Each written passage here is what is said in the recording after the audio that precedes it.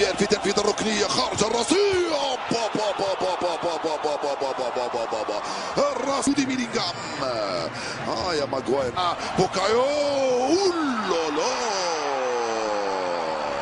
رائعة الكرة هذه الثلاثية ميسن ماونت رحيم لوكشو على الجهة اليسرى توزيعة خطيرة.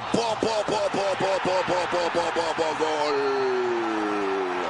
حتى في ضرباتك الراسية يا جودي يجود بيلينغهام وكأنه دار معها وبالروعة وبالأناقة وبالجمال وكأنه لمسها براسه. هذه ليست ضربة راسية بل هناك عناق رأسي للكونستانس. ماغواير بالراس وبوكايو جول. ماغواير وبوكايو جول. دفاع ايراني يتفرج على كرة هوائية طالعة، يتفرج على ماغواير وهو يرتقي، يتفرج على بوكايو ساكا وهو يستلم، يتفرج على بوكايو ساكا وهو يسدد، يتفرج على الكرة وهي تدخل الشباك. اللاعبون الايرانيون يحتجون عن بيلينغهام يغطي كورته. كاين مازال كاين التوزيع جول. يا سلام على رحيم لم يرحم ايران. يسجل الهدف الثالث في اللحظات الاخيره من عمر الشوط. هرب بيلينغهام وبيكام يصفق في المدرجات. هرب بيلينغهام ومرر لجول او الجول او الجول او الجول او الجول.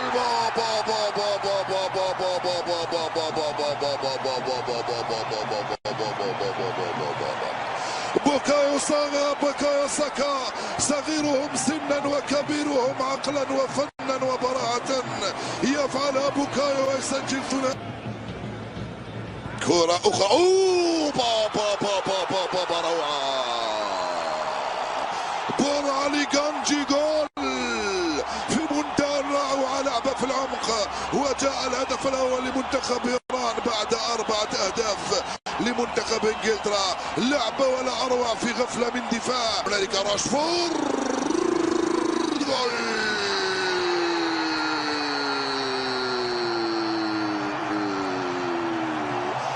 ماركوس راشفورد جول. 15 ثانية بعد دخوله يهز الشباك ويسجل الهدف الخامس. ماركوس راشفورد التمريرة الحاسمة الثانية لهاري كين. شوف اللعبة وشوف الكرة. استلم بيكفورد وتاريمي ومهدي وجول. الهدف الثاني لمنتخب ايران 6-2.